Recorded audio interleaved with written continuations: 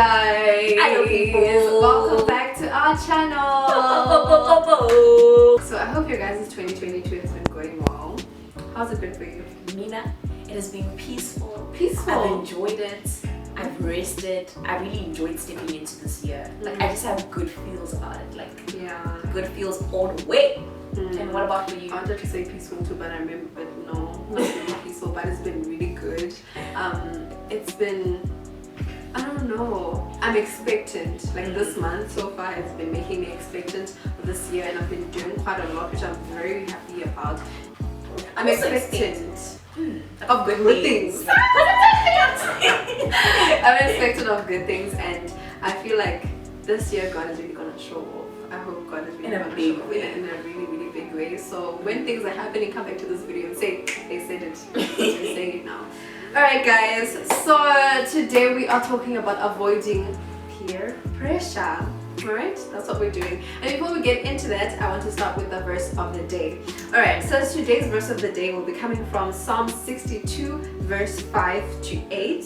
So it says, "Yes, my soul, find rest in God. My hope comes from Him. Surely He is my rock and my salvation. He is my fortress. I will not be shaken. My salvation and my honor depends on God. He is my mighty rock, my refuge. Trust in Him at all times, you people. Pour out your hearts to Him, for God is our refuge." And basically, what we are going to be talking about is in verse 6, which says, "I will not be shaken because He is my rock." So it's basically what we want to tap into.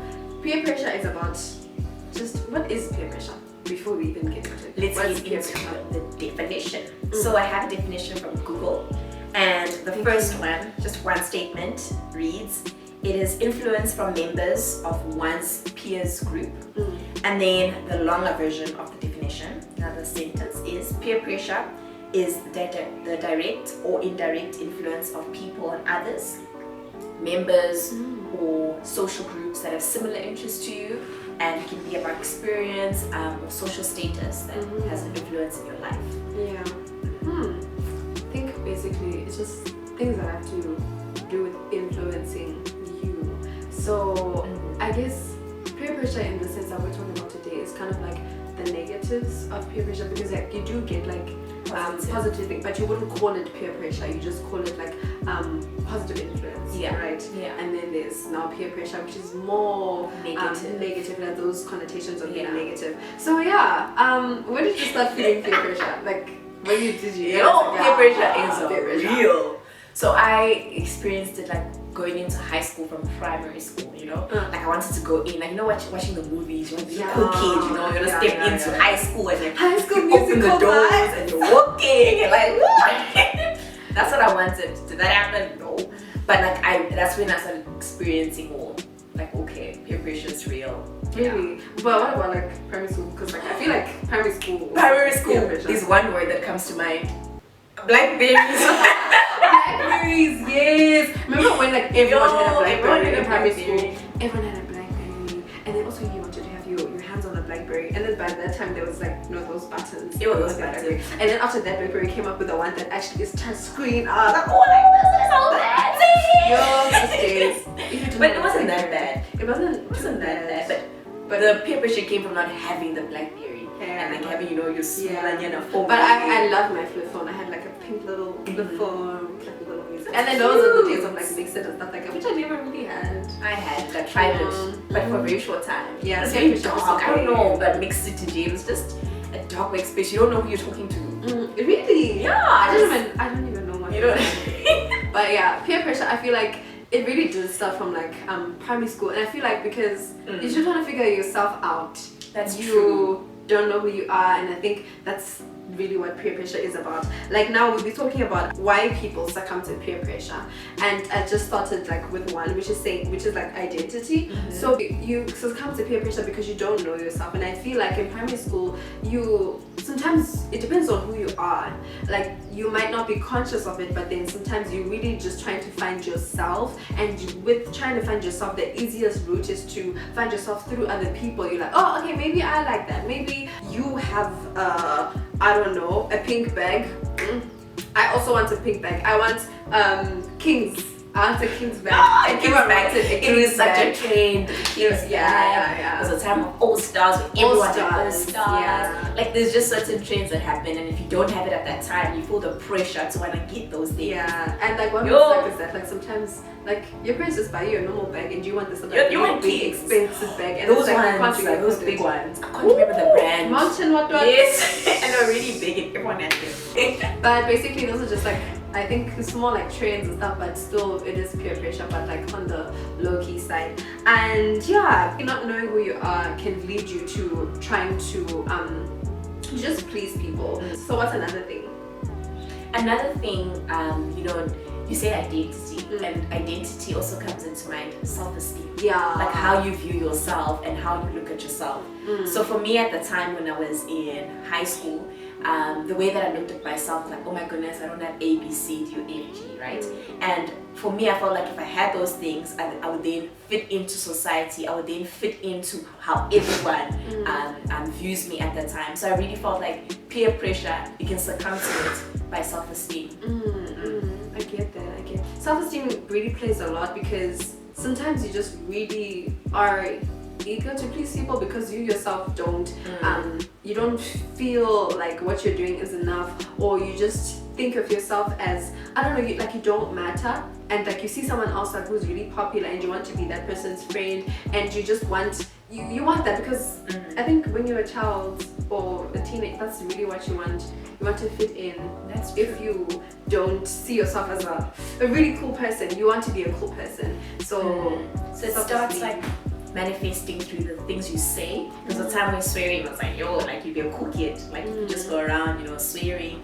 Also in the way that you act towards even teachers, towards your peers, your friends, in the way that you dress. It can also be influenced by people around you because you want to fit in, and the places that you go to as well can also be part of like peer pressure. Yeah, definitely. And it's the little things, like with like what you're saying, like things like vanity and all of that. Like you think, oh no man, it's just a simple word, or this is it. And then like you try, and then like I feel like when I did it, like my spirit be like,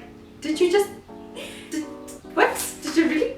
It started to become normal. Yeah, at time like when you like in the moment it'll be like normal, but then later when you actually start to like getting out of that like peer pressure thing, you actually realize like, whoa, why did I normalize that behavior? That's not cool for me because I don't like that coming out of my mouth. So I think when you start getting older, that's when you realize that, okay, no, I'm fine with myself. I'm fine with the way I handle situations. I'm fine with like not like speaking profanity every time I open my mouth, So it's just those type of things. And then another thing, like what we were saying, might not be that deep, guys. Some people just want experience. Just for experience. Just for experience for the vibes. And FOMO is a really big thing. Fear of missing out also is a thing when it comes to peer pressure. Sometimes you just do it because everyone is doing it. Why not? Let's just go with the flow. Which is kind of dangerous, but I guess it goes hand in hand with self-esteem and also identity. So some people just want to go. I want to touch on what you said about experience. So some people like they just be like, I'm just gonna do it for experience. And for experience, an example could be smoking, and it could start off, let's say, like with weed, and then it can go to like drugs, cocaine, and all of that, and then that could lead to like serious consequences in terms of like health and everything like that. So sometimes it can start as an experience and then turn into something that is like a harm to your health. That's blown out of proportion. So it can be experience. Smoking is one of them. It could be drinking, alcohol. It could be clubbing. It could just be an experience that you want to feel for the vibes. It could be dating, but maybe at that time you're not ready to date, or you're just doing it because everyone is doing it. Then it's just for experience. You just I'm just doing for the vibes. That's also a different kind of peer pressure. Speaking of that, like when it comes to like things like dating and stuff, like especially in high school, there was always that pressure there to just be like, oh, why not? But at the same, like last minute, like I always get myself back. Yeah, like love later. Yes. Like what helped me back is like last minute. In the last minute, I'm just like, hold up. This is not what I want. This is not me. Or what I want to get. Yeah. Like just in general, like I must just calm down and like stop listening to what everyone else is saying and just really decide like, who am I? where am I going, what do I want, and then that's kind of how like you just figure it out. But experience makes sense. We're all still young. You think that you have so much like ahead of you and so much that you don't know, and you kind of do want to figure it out. It's good and it is bad, but you also have to be aware of that and be aware of what you yourself want. Matt, I have a question for you. Ask me. So how would you say you avoided peer pressure? Like to a certain extent, of course. Girl, for me, my thing is Yeah. that I live vicariously through other people. Let me tell you now, I'm a person who I learn from other people's mistakes a lot. When you're in high school, for example, you see so many different characters and you see people doing things that you thought, okay, I really want to do this, but then someone the next day goes and does what it is that you wanted to do, and then you see the results, you're like, no, I don't want to do that. Yeah. And that's basically kind of how it happened. I guess God really helped me and put people in my life that I can see things that I think I want, but then it turns out that I don't really want them. So I'd always be in a position to see all of those things, and I'd learn from that experience. But still, there are obviously things that I also want to learn for myself. But majority of the reason why I didn't succumb too much to peer pressure is because I learned from other people's mistakes and the people around me, and I'm such an evaluative person. So yeah, I'll just evaluate a lot. I'm an overthinker and all of that stuff. So it's the same. It's the same. It's the same. For me, I would think that I was able to avoid peer pressure to a certain extent because of the family and friends that I had around me. Like a little bit of a background history. My family, they always keen to give me advice. Like that's true. They say don't do this, but then they give me a reason why not to do it. So then I'd always listen and like try to heed to the advice that they give me. So in a way, I was also living vicariously through the advice they were giving me, and also the friends that I had. So let's say I was doing something, let's just call it dodge, or just my friends would keep me accountable. They'd be like, "Love, what are you doing? Where do you see this heading in your future? What are the consequences of what you're doing?" And then through my friends and the good support I had from them, I was like, I'm gonna avoid this. It's not for me. So that's how I was able to. Like, I actually remember when we were in university, there were times when like we'd want to go out and like Lavender, you'd be like, no, I don't really feel like going, and then I'm just like, I'm just like, but Lavender is a person like who I'm so much aligned with. If there's a reason, like maybe something also like in her spirit that's saying, because there's sometimes like when you want to go out, but then you just feel like, there's something that I'm not really sure about, and then like Lavender would be like, no, I don't feel like it, or something like that, and then I'm just starting to think, oh my gosh, alright, maybe let me reevaluate, let me think about it. Because sometimes what my dad would tell me, I think it was in first day, he was like, oh, so what are you up to, where are you going, these days, like what's going on? I'm just like, yeah, here and there, and then I was like, no, you must be careful where you go to, because the devil's waiting for an opportunity, child. And when you go there, it's not like you're looking for anything. When you're places with people, different people, you don't know them, you don't know their past, you don't know anything about them. So the devil's just waiting for an opportunity. Anything can come and like take a go at you, because we're in the perfect time, at the perfect place, and you are a good person, or you feel like you are just there just to have fun and to just enjoy, but then the devil has another plan for you. So it's just a matter of also listening to the older people in your life, and listening to people that you trust, and also like people that are like-minded with you. And it helped me so much in university and in high school, having like someone like Lavender and like other people that think the same way as me, because sometimes they see the dangers that you don't, and it's easier for you to actually listen to that than sometimes like go ahead with what you think yourself, because you can't live this life by yourself, and you only see the positives of just going there, but you won't see another perspective. Yeah, I think from the main points that we spoke about, like why people succumb to peer pressure, in terms of like wanting to fit in, for the experience, identity. I think another one could be fear of rejection. Like there's so many things that we do to please other people out of fear that they'll reject us. They'll like make us like, that outcast, and that's not what we want. But I also was like, I'm gonna gain strength from this, because the many times I felt like an outcast. Same. I felt like, I actually don't belong, and I actually wasn't trying to actively do something to fit in. And it sucks, to be an outcast, but I found strength in that. I found strength in being who I am, the way I want to be, dressed in the way that I want, and not feel pressure to be anyone else. So there's strength sometimes in being that outcast. Yeah, I think the same goes for me as well. Like, and I feel like for me, most of the times I just don't come to realize in Jay. Most of the times I would like go and try things, like if it's like a party, then sometimes I went, and then when I did, like only later when I realized like it's not for me. I think I'm going to pass on that, because sometimes you're in that environment, you're like, I don't really fit in here.